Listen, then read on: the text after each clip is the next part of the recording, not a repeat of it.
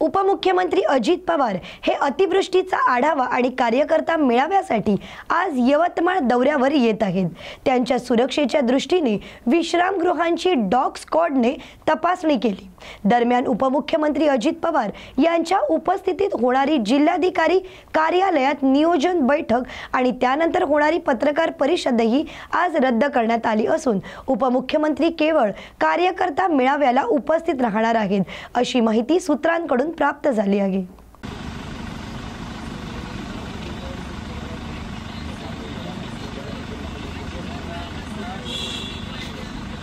Sir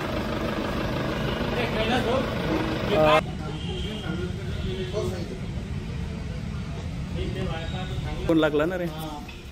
Ajit पवारचा खास माणूस आहे। हो का? तर गुलाबी शेड दिलं नाही आमच्याकडे।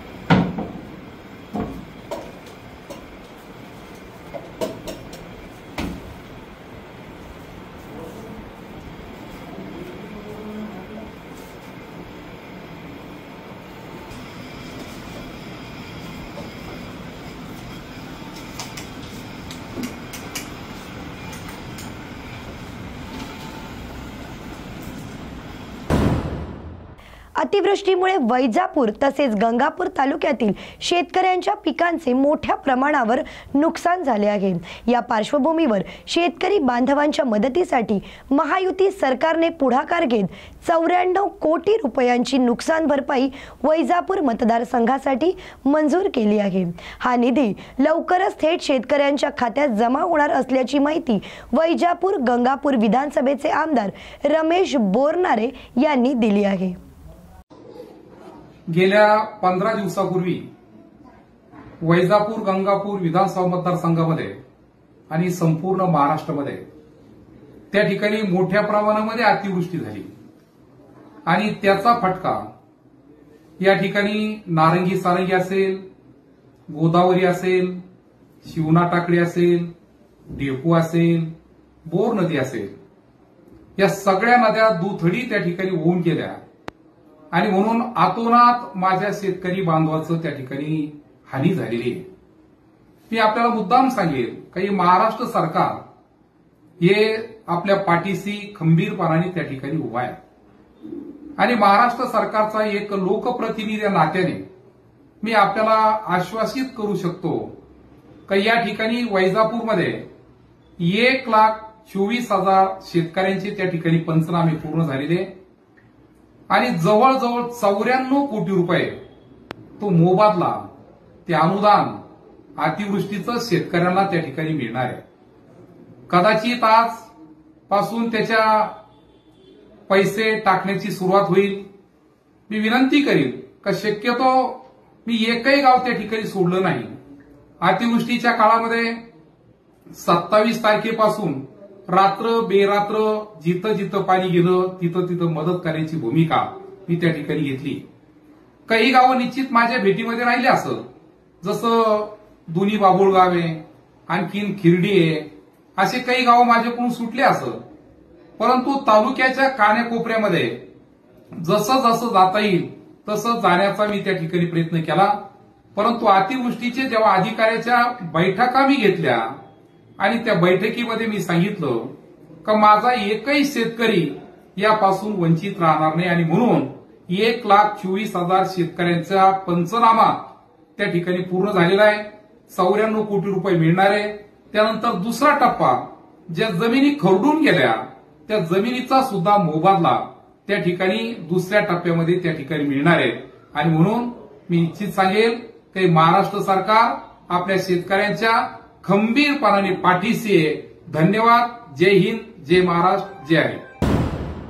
फलटण येथील महिला डॉक्टर आत्महत्या प्रकरणाने राज्यातील राजकारणात प्रचंड खळबळ उडवली आहे. या प्रकरणाशी भारतीय जनता पार्टीचे माजी खासदार रणजितसिंह नाईक निंबाळकर यांचा संबंध असल्याचा गंभीर आरोप शिवसेना ठाकरे गटाच्या सुषमा अंधारे, राष्ट्रवादी शरद पवार गटाचे नेते मेहबूब शेख यांनी केला होता. आज या आरोपांवर माजी खासदार रणजितसिंह नाईक निंबाळकर यांनी परखड आणि स्पष्ट प्रतिक्रिया देत आपली भूमिका मांडली आहे.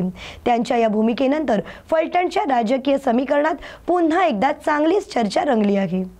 सर्व सहकाऱ्यांना विनंती करतो, गेले काही दिवस माझ्यावर वेगवेगळ्या माध्यमातून आरोपांची राळ उठवली जाते. आपल्यालाही माहिती आहे की जे लोक आरोप करतात त्यांचा याच्यामागे काहीतरी दोष नाही, पण चुकीची माहितीद्वारे माझ्यावर आरोप होतात. पण माझी आपल्याला कडकडून विनंती आहे की ज्या पद्धतीने मी काही ऑडिओ ऐकले, मग ते राष्ट्रवादीचे नेते मेहबूब शेख यांना असतील किंवा अंधारे त्यांच्याबद्दल एकेरी पद्धतीने वाक्यरचना असेल, कृपया माझी विनंती आहे की आपण त्यांना संवैधानिक भाषेमधून आपण त्यांच्याशी लढूया. त्यांच्या आरोपांना आपण त्यांचं समाधान करू, नाही झालं तर कायदेशीर आपण त्यांना उत्तर देऊ, पण अयोग्य पद्धतीने त्यांच्यावर टीका करू नये अशी माझ्या सर्व सहकाऱ्यांना विनंती आहे. आपली संस्कृती, आपली परंपरा आपण टिकवायची, आपल्याला बदला नाही घ्यायचा, आपल्याला बदलाव करायचा. जी घोषणा आपण गेले 1 वर्ष दिलेली आहे त्या घोषणेला अनुकरून आपलं वागणं असावं. जय हिंद, जय महाराष्ट्र.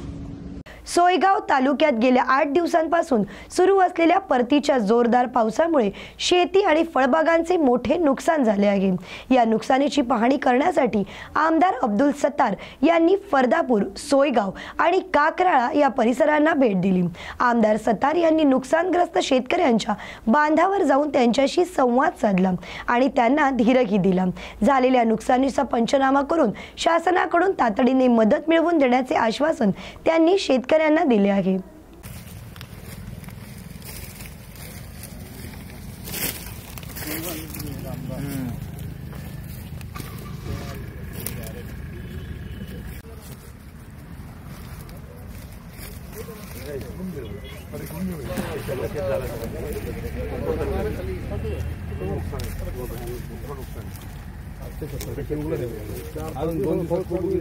जसं जसं पाऊस पडेल तसं पूर्ण नुकसान अजून वाढणार आहे.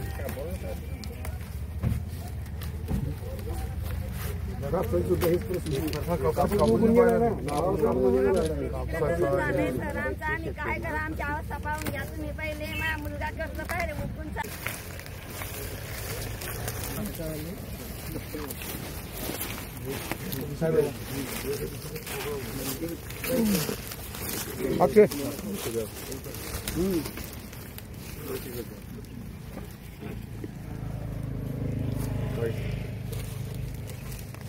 तुटलेला जी मक्का होती आता शेवटच्या याच्यामध्ये आणि सर्व नक्की झालेली पूर्ण डॅमेज झालेली आहे. अध्यक्ष सौ थोड़ा सा पाठीमागे सहयोग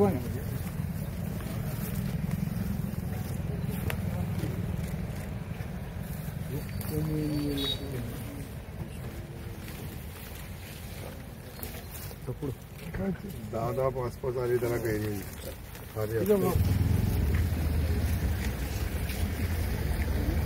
परंतु मदत तर त्यांच्याकडूनच घ्यावं लागेल ना.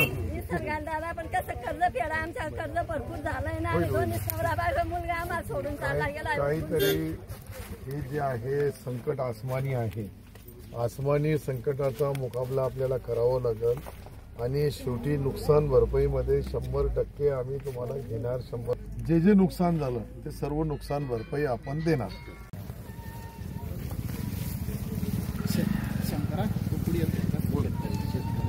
किती तुझं किती हेक्टर आहे? 2 एकर झाले 84.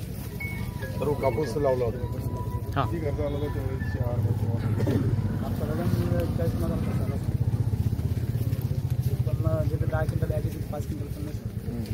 हे बरोबर नाही. हे जे नुकसान आहे ते सातत्याच्या आता हे काळा पडू लागला तो एक नुकसान झालं. सर्वांना नुकसान भरपाई मिळेल. कोणती चिंता करू नका तुम्ही. मी आता कृषी अधिकाऱ्यांची तहसीलदाराशी सर्वांशी बोललो की जे कापसाची जितकी पीक असेल आपल्या सोयगाव तालुक्यामध्ये, मका असेल, काही ठिकाणी सोयाबीन असेल, अनेक जे पिकं आहेत, फळबाग असेल, या सर्वाच्या नुकसान भरपाईचे पंचनामे केल्यानंतर ह्या 3 दिवसामध्ये सर्वाच्या अकाउंटवर पैसे येतील. Okay sir. सोयगाव तालुक्यामध्ये सातत्याचा पाऊस या गेल्या 5 दिवसापासून पडू लागलो आणि याच्यामुळं मका असेल, कापूस असेल, सोयाबीन असेल किंवा अजून भरड धान्य मोठ्या प्रमाणावर नुकसान झालेलं आहे. या नुकसानाचे सर्व पंचनामे झाले. आता या 3 दिवसाच्या आत सर्वांच्या अकाउंटवर जे शेतकरी बांधवांनी KYC किंवा त्यांचे अकाउंट आपल्याकडे आलेले आहे त्या सर्वाच्या अकाउंटवर या 3 दिवसामध्ये पैसे पडतील, जेणेकरून जो खचलेला शेतकरी आहे त्याला शासनाची मदत मिळेल.